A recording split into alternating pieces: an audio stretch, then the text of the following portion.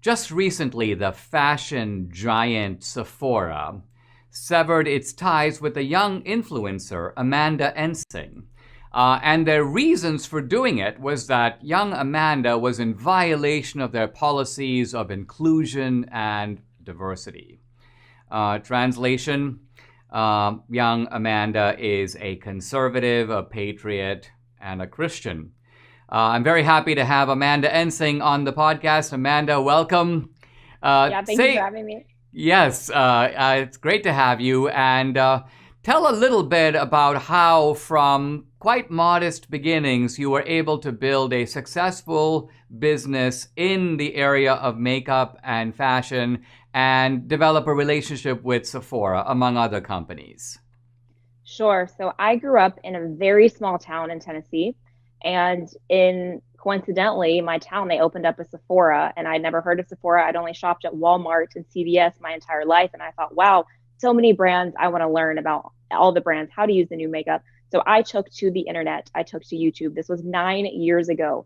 And I literally typed into YouTube, best foundation. And I went down the rabbit hole of the very first beauty influencers. I loved it so much that I said, I have to get on this. I want to start filming myself. So I didn't have a camera. I didn't have lighting. I worked 2 jobs just to pay for college and everything else. So all I had was my laptop. I would stack up my books in front of the window. I had the daylight as my lighting, and I started filming my process of learning how to do makeup. People started watching it. They started to enjoy. I didn't have a lot of money, so I could only afford drugstore makeup, and I would get samples at Sephora, and people enjoyed that. And as I was graduating my senior year, I hit 20,000 subscribers on YouTube, and I got my first sponsorship from a company that said, we will pay you $250 for a video. And I thought, I didn't know people made money. So I replied, I said $500 and you got a deal. And from there on out, I got my degree in political science and business administration. I was preparing for law school. I ditched my plans for law school, and I started doing YouTube and social media full time, and you couldn't stop me. Now, you were on the Sephora influencer list, and then suddenly you got a sort of abrupt notification that in effect severed relations with you. Now, how did that come about? Were there leftists who were complaining about you to Sephora? Was Sephora reacting to something, or did they take this on their own initiative? What happened? So I've worked with Sephora several times over my career. This was the first time I partnered with them through a third party called Reward Style. So they reached out, wanted to work with me. When I went through the contract, there was a clause saying Sephora could opt out, cancel, and not pay me. I've never signed a contract like that in my 9 years in this industry.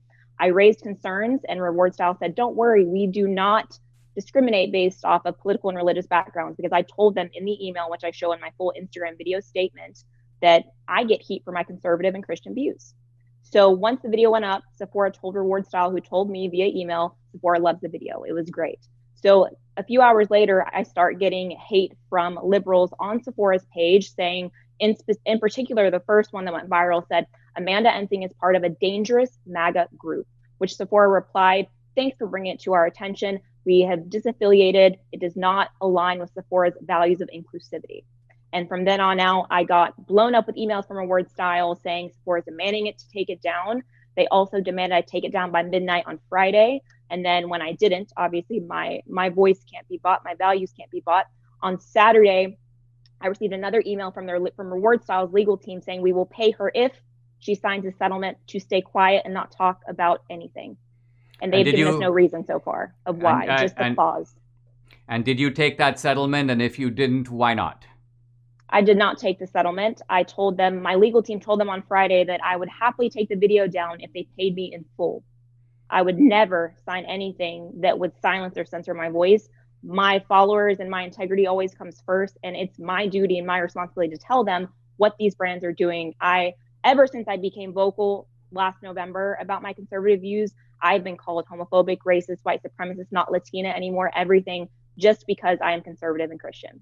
Now, what do you make of the sort of irony, Amanda, where they talk about inclusion and diversity, but somehow you, a conservative Latina, are not included in that diversity? You're not part of it. Somehow the diversity is mobilized against you and becomes a pretext or excuse to kick you off their platform.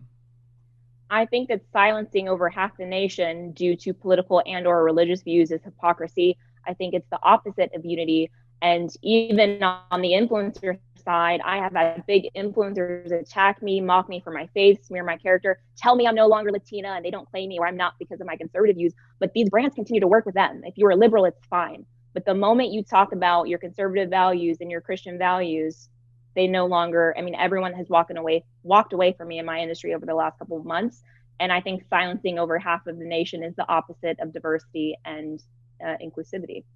What is your way, Amanda, of fighting back against this? Is it simply a matter of you won't back down, you'll speak out, or do you have a bigger plan for how to come out ahead in this regrettable, and I would just say disgusting episode?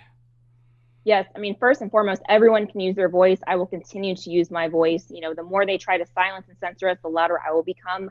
Personally, I want to make makeup great again. I want to create an industry and create a space where everyone is included, everyone's voice is heard despite their backgrounds.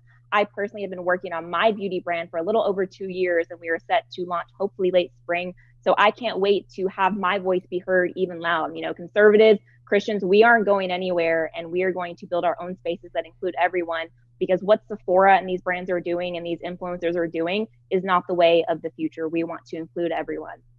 Amanda, I got to say, this is downright awesome to hear that you're not just becoming a critic of Sephora, but you are also saying, hey, why don't we start our own brands? Why don't we have our own products that are not dependent upon the say-so of these characters? And besides, I also want to tell people, one very effective way to speak your mind, go on the Sephora website, because on Sephora's website, you can not only comment, you can review their products. And that's an excellent place to give Sephora a piece of your mind, to let them know what you think about what's happened to Amanda Ensing, and to let them know what you think of their bogus diversity and inclusion policies, which are obviously instruments not of inclusion, but of discrimination. Amanda, thanks for coming on the show. I really appreciate it, and I wish you all the best. Thank you for having me and all the support. It means so much to me. God bless you guys.